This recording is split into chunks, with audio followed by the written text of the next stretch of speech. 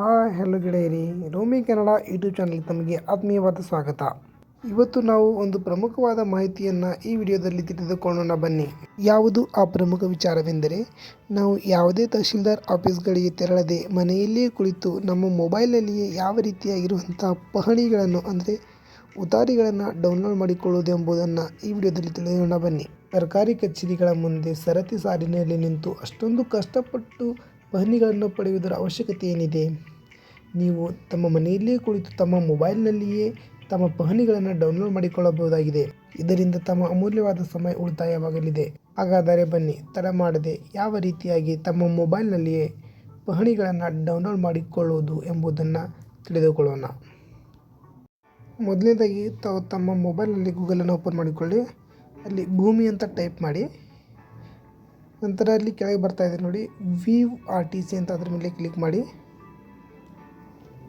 ಇದನ್ನು ಕ್ಲೋಸ್ ಮಾಡಿ. ನಂತರ ಇಲ್ಲಿ ತಮ್ಮ ಡಿಸ್ಟಿಕನ್ನು ಸೆಲೆಕ್ಟ್ ಮಾಡ್ಕೊಳ್ಳಿ, ಯಾವುದು.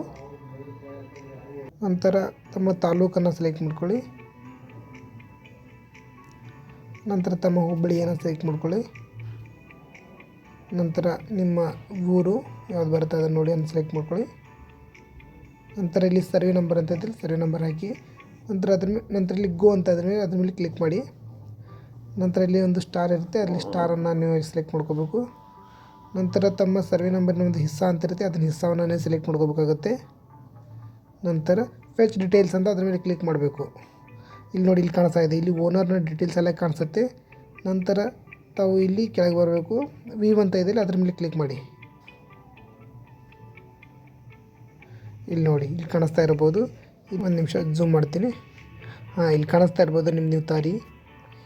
ಈ ರೀತಿಯಾಗಿ ನೀವು ನಮ್ಮ ಉತಾರಿಯನ್ನು ಡೌನ್ಲೋಡ್ ಮಾಡ್ಕೋಬೋದಾಗಿರ್ತದೆ ನೋಡಿ. ಇದನ್ನು ಸ್ಕ್ರೀನ್ಶಾಟನ್ನು ಕೂಡ ತಗೋಬೋದು ಅಥವಾ ಕಂಟ್ರೋಲ್ P ಇಂದ ಅದನ್ನು ಪ್ರಿಂಟ್ ಕೂಡ ಮಾಡ್ಬೋದಾಗಿರುತ್ತದೆ. ಇದೇ ರೀತಿಯಾದಂಥ ಉಪಯುಕ್ತ ಮಾಹಿತಿಗಳನ್ನು ಪಡೆದುಕೊಳ್ಳಲು ನಮ್ಮ ಚಾನಲನ್ನು ಸಬ್ಸ್ಕ್ರೈಬ್ ಮಾಡಿಕೊಳ್ಳಿ. ಧನ್ಯವಾದಗಳು.